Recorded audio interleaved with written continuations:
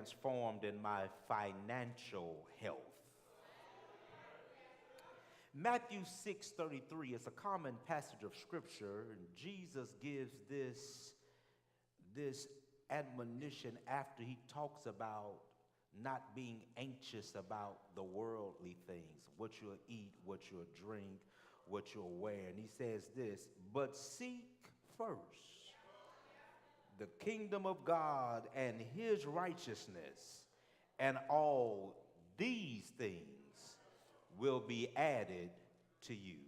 I want to talk about, with the Lord's help in your prayers this morning, money matters. Money matters. Catherine Marshall, the author of the biography entitled A Man Named Peter Marshall, capturing the life of her beloved husband, great pastor, and highly revered chaplain of the U.S. Senate, said, to many people, their pocketbook represents the real proving ground for Christianity. Most people finally accept or reject God on the question of whether religion is practical enough to descend from the stained glass window level to the pocketbook level. Most people finally accept or reject God on the question of whether religion is practical enough to descend from the stained glass window level to the pocketbook level. The use of money is not a matter, church, that is divorced from our relationship with God. God is concerned with how we view money, how we handle our money, and how we receive money. Jesus understood the weight and the power of money, and Jesus never avoided talking about it. Isn't that ironic? Jesus didn't dodge the subject of money, but often we try to dodge the subject of money when it comes down to the church. Jesus taught more about money and possessions than heaven and earth combined. How we understand and how we handle our finances impacts how we are able to live. Oftentimes we say, I want to live the abundant life, but it's hard to live the abundant life if you don't know how to handle your money. Money touches the most simple, even to the most serious matters of our lives. Money determines where you can live. Money influences your temperament if you're from my family. You know, when your money's not right, hardly ain't anything right if your last name is Parks. Money is required to have fun. Some things that you want to do to have fun, it's going to take some money. Money touches your relationships. Money often affects how much ministry can go forth. Oftentimes, we want to do great exploits for God, but in this 21st century, if we don't have the proper cash flow, oftentimes ministry slows down. Money is a tool that is often used to express love, loyalty, and appreciation. That's a hint to the men for tomorrow. Listen, for us to enjoy the best that God has for us, we must invite God and be open to transformation in our financial health. This is the take-home truth this morning. Godly perspective and practices, a kingdom view about money, results in a life of balance and contentment. I said again, a godly perspective and practices about money results in a life of balance and contentment. This is the deed to do. Listen and embrace kingdom perspective, and it results in a peaceful and productive lifestyle. So I want to give you just 3 quick principles about money, and I hope it'll help you today. This is the first one. You have to prioritize God and God's enterprise. I said again, you have to prioritize God and God's enterprise. Psalms 24:1 teaches us this: the earth is the Lord's. I know you hear me quote it almost every Sunday. The earth is the Lord's and the fullness thereof, and the world and those that dwell therein. This is the word we have to realize. We have to realize our position as steward. Let the church say steward. God is the creator of everything, church. The one thing we must be mindful of is this: we are not the architects of our existence. We are not the owners of our lives, neither of the things that we are privileged to secure. All things in this life and that we have is through God's hand. Yes, you went to school, but God gave you the ability to go to school, to get the job, and the job that gives you that money every 2 weeks or every week, God did that for you. Everything we have belongs to God, and God affords us extended borrowing privileges. Can I tell you something? Everything you have is on loan to you from God. Your wife, your husband, your children, your house, the little car you drive, the little clothes you wear, it all belongs to God. The earth is the Lord's, and God says, I'm letting you take care of it. And this is the problem in church. We want God to have our souls, but we say, Lord, I take care of the stuff. Save my soul, take care of my enemies, but Lord, don't tell me how to spend my money. Lord, I want to do what I want to do with my money and my car and my house and my clothes. And this is the word. God gives each of us an assignment as stewards / caretakers. Listen, we are simply individuals that God can trust to take care of the blessings that he has given us. Listen, oftentimes we want God to bless us with more, but God only blesses those with more with whom he can trust. Can God trust you with more? And God says, will you take care of the blessing that I give you like I would take care of it? My father has always been a dresser. And we had one law in our house, one law, and the law was this: never worship or hoard what we have. That was the rule.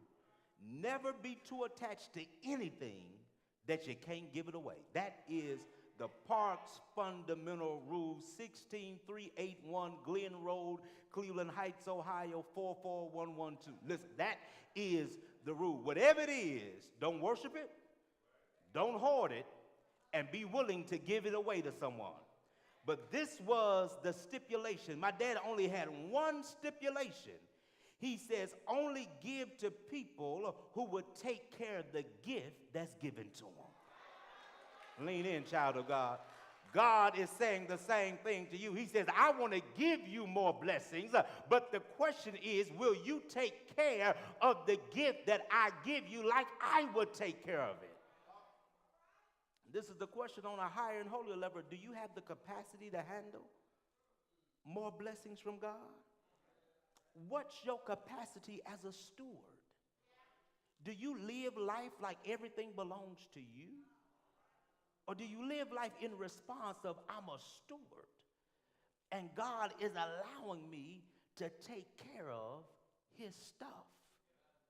We have to realize that we are stewards, but we have to respond to God's grace in a specific manner. Malachi 3:10 says, bring ye the tithe into the storehouse, that there may be meat in my house. Prove me herewith, says the Lord of hosts, if I will not open the windows of heaven and pour you out blessings, there won't be room enough to receive it. Listen, God blesses us because God is gracious. I thought somebody would say amen. God blesses us because God is gracious. We have the burden to respond to the generosity of God. Consider the kindness, grace, love, and generosity of God is always deserving of a response. This is the question. When a person has been kind and extended themselves to you, what is the proper response? One of the primary ways believers show and express gratitude is sharing our resources. Listen, we show our appreciation to God by supporting Christ's first love and his only bride, which is the church. I didn't mince words with that. Christ's first love and only bride is the church. Your tithe does not belong to your fraternity.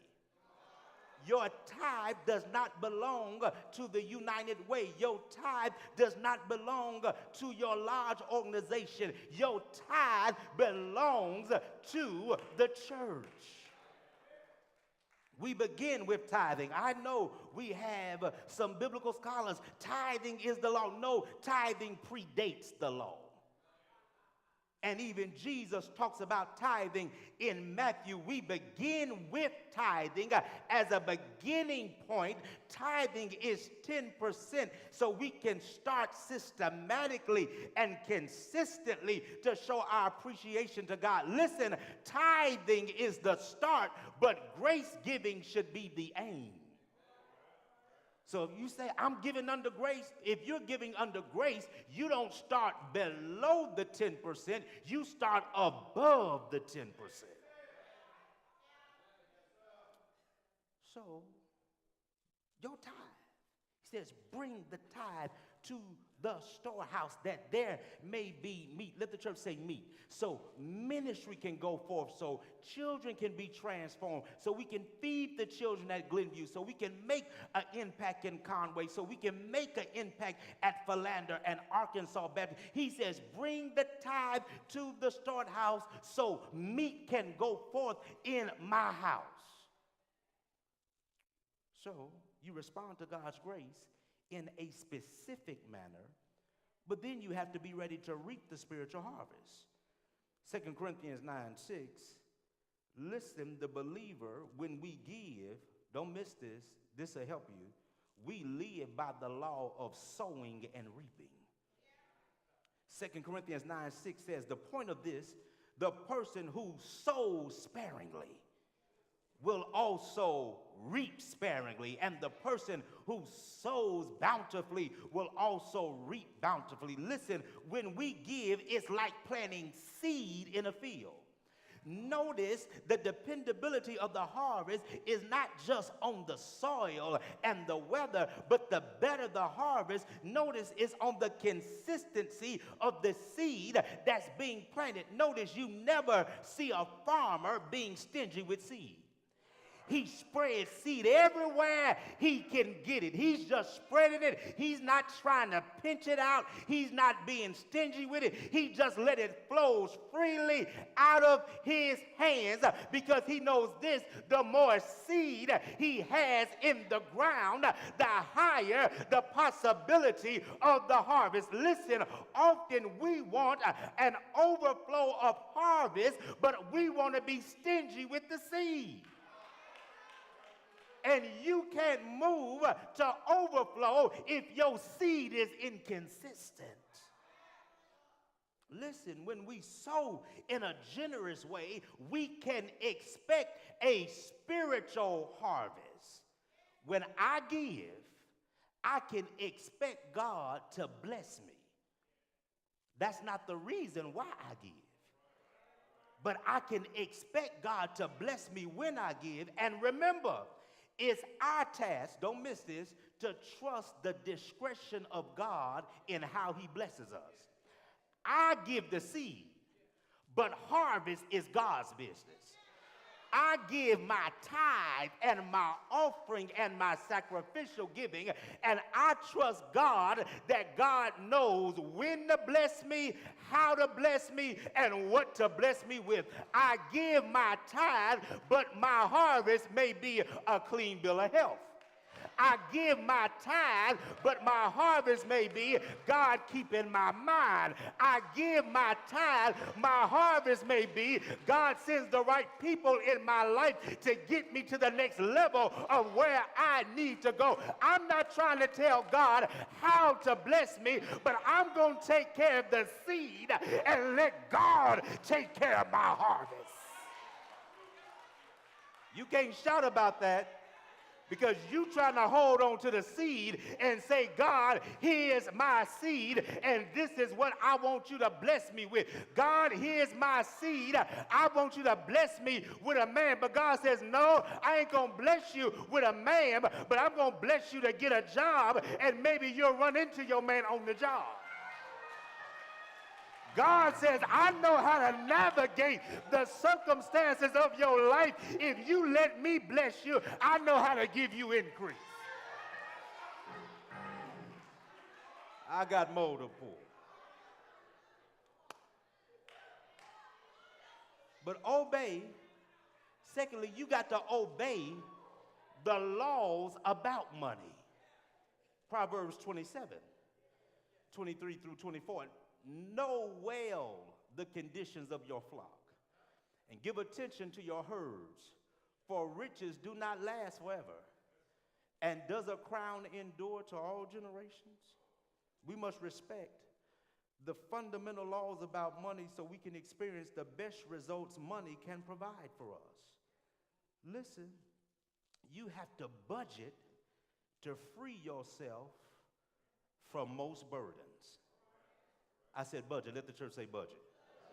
We often become overwhelmed because we fail to budget. And when we fail to budget, everything has the potential to become urgent. When you don't have a budget, everything is urgent. As soon as it comes up, you think you have to respond because we don't have a budget. Listen, a budget assists with priorities. Let the church say priorities. What's really important? What's really important is housing, transportation, food, utilities. You going to every concert is not a priority. That's not a priority. You having 12 pairs of red bottoms is not a priority. Starbucks is not a priority. Whatever thou habit is, it is not a priority. A budget sets, these are my priorities. This is what I must have. But then also budget gives you room to plan. It affords you to pause to look and plan for the future. Budgets make provisions for when you need new tires. Budgets make provisions for college funds. And let me push this. Oftentimes, we rob our children of dreams because we don't plan. And when the pressure, when it comes time from college is, we start ranting and raving in our house. I don't know what you're going to do. Just figure out a way. No, it's your job as a parent at least to try to plan. And we know everything don't work out, but you got to plan. And oftentimes, while kids, they go to school and they got to take out all these student loans, and these student loans are equated to our house note. And it's hard to get ahead in life when you already come out of school with $100,000 worth of debt. I know that don't make you shout, but it's the truth.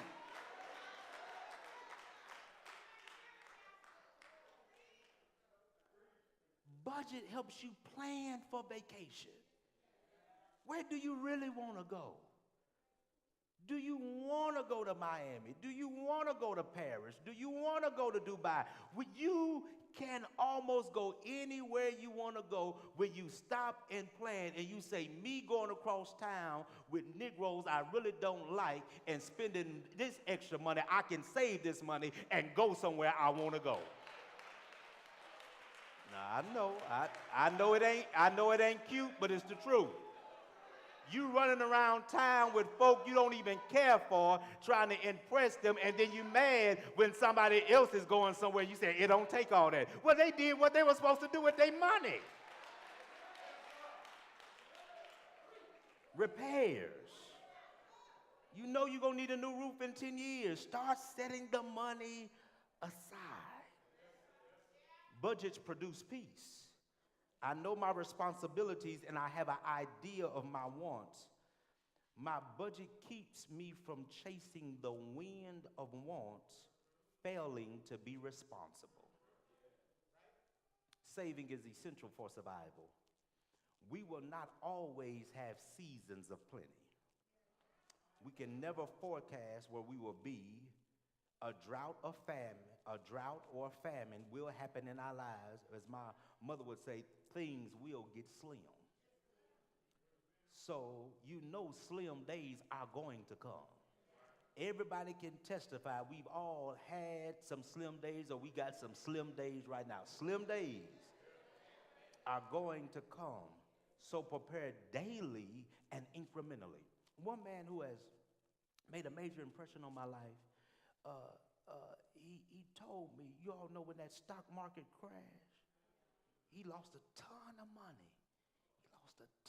He was right at retirement. He was right in between his retirement age when his whole retirement was kicking in. He was only getting a portion. And he said every 2 weeks while he was working, he went to the bank and purchased savings bonds. And he said for 3 years, he was able to supplement his income before his full retirement kicked in on the savings bonds he bought over 30 years. It didn't seem like a lot then, but he didn't even anticipate. And his standard of life never changed. Save for yourself. It's better, listen, to have something you can afford and have some money left over than have what you want and be stressed out. Am I helping you today? Get a car that drives than getting a car with rims and you stressed out every month trying to determine if you can pay for it. And you hide in your car in folks' garages. I'm trying to keep it light for y'all. Y'all are getting all uncomfortable. Cultivate a spirit of contentment. And this is very important. Be mindful of falling prey to the illusions of advertisement to determine what you should be and what you should have. The next best thing will not make you happy. Most of what we want is seasonal. It's the thing right now. And once we get it, it's going to be what? Something else. Always remember this. More stuff demands more energy to manage. And maybe you can get the stuff, but maybe you don't have the energy to manage it. Learn to be content. Doesn't mean for you not to strive. Contentment is inner satisfaction and maturity that realizes things do not define you or determine your happiness. Finally, I want to close with this. Defeat the dread of debt. Defeat the dread of debt. 2 Kings chapter 4, verses 1 through 7. Let me read this to you. Now the wife of one of the sons of the prophet cried to Elijah, your servant, my husband, is dead. And you know that your servant feared the Lord, but the creditor has come to take my 2 children to be slaves. And Elijah said to her, what shall I do for you? Tell me, what have you in the house? And she said, your servant has nothing in the house except a jar of oil. Then he said, go outside, borrow vessels from all your neighbors, empty vessels and not too few. Then go in and shut the door behind yourself, your sons, and pour into all these vessels, and when one is full, set it aside. So she went from him and shut the door behind herself and her sons, and she poured, and they brought the vessels to her. And when the vessels were filled, she said to her son, bring me another vessel. And he said to her, there's not another. Then the oil stopped flowing. She came in and told the man of God, and he said, go sell the oil, pay your debts, and you and your sons live on the rest. Can we be honest? The truth is, debt is swallowing most of us up. Think about, this is the average person. We have home debt, which is not bad. Car debt, that's not that good. Educational debt, they consider that good debt. But think about us as parents. If we set money aside, our children don't have to walk out with all of that debt. Credit card debt. Macy's. Okay, that's Tennessee. Dillard's. Best Buy. Home Depot. Cleo's, house furniture. Charging and stretching our borrowing potential has changed many of our lives for the worse. Debt must be addressed practically. Listen, being mystical or ignoring debt won't make it disappear. I can say God's gonna turn it around when you get home, and you still gonna have bill collectors calling you. You can't dance your way out of debt. I can't hold a line and get you out of debt. That does not happen. The text of this woman, she was married to a preacher, and he died, and the creditors were breathing down her neck, and all she has is 2 sons, and because the debt was so high, they are threatening to take her boys to pay her debt. Consider that. Imagine this woman's anxiety. She's simply trying to survive and figure out how she can get out of the financial hole. Can we be honest? It's hard enough to survive. And then trying to get out of a financial hole, I mean, sometimes it just makes getting out of bed just hard all by itself. But then we have to consider some things when we want to get out of debt. What's in your house? What's in your house? Take inventory. Often we are envious of what others have and fail to see what we have. What's in your house? The Bible says, despise not small beginnings. This woman says, I don't have much in my house but a little jar and some oil. We often have resources right at our fingertips that can make a difference. Clothes that you're not wearing anymore. You can take that to a consignment shop and pay down your debt. You know you've had it for 5 years and you're not going to wear it. Put it on eBay. Take it to a consignment shop. I'm serious. What's so impressive about having a closet full of stuff that you don't wear? Negotiate your interest rates.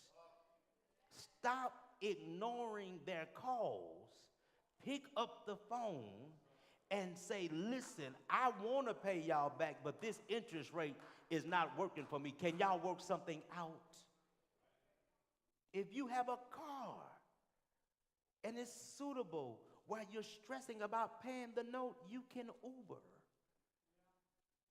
That's free money. You can Uber on your way to work, Uber when you're leaving work, and when you have free time. Do you have a special talent, strength, flexible time? You can make extra money.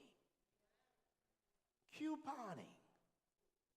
You can coupon and make some money, get some money back and pay your debts, because how many know a grocery bill is a major bill? Talk back to me, somebody. Y'all can encourage me. I got 4 children. It's a major bill in my house. So, Sparks, you got some coupons for that? What's in your house? I'm done. You have to work a plan of action. Make sure your plan is precise. Make sure it's not that it's over the top, but just make sure it's precise, that it can help you where you are. And remember this, plans require participation. God will never do for us supernaturally what we can do for ourselves naturally. Plans require persistency. This simply means when you have a plan, stop quitting. And then remember this, the woman, she's filling up the jars. She opens up an oil company in her front room. Jars, oil. The man of God says, now you got these jars full. Go sell it and then live on the rest. I'm done. This is what I want to leave you with. The overflow, she makes enough money where her and her sons have some extra. And oftentimes we have a little extra in our lives. And my question is, what are you going to do with the extra? What you going to do if God lets you get out of this thing? What are you going to do with the extra that God sends your way? Listen, the overflow of God's blessings is not made for our consumption. We waste blessings and mishandle more blessings on ourselves than living responsibly. I'm going to say it anyway. I know y'all ain't going to like, but I'm going to say it anyway. Just going to say it. I'm just trying to prove a point. Why go in a context with to a place and waste money that you don't have? Now, everybody has their thing. But what you doing buying the bar? I mean, what? That type of stuff makes no sense. Listen, this is the problem. The prophet was not calling the woman to poverty. He's calling her to a responsible life. Listen, I want to say this, because many people have problems with preachers when we say this. God is not trying to stop your good time. God is not in the business of diminishing your quality of life. However, it's not God's will for you to have a good night at the expense of having a bad month.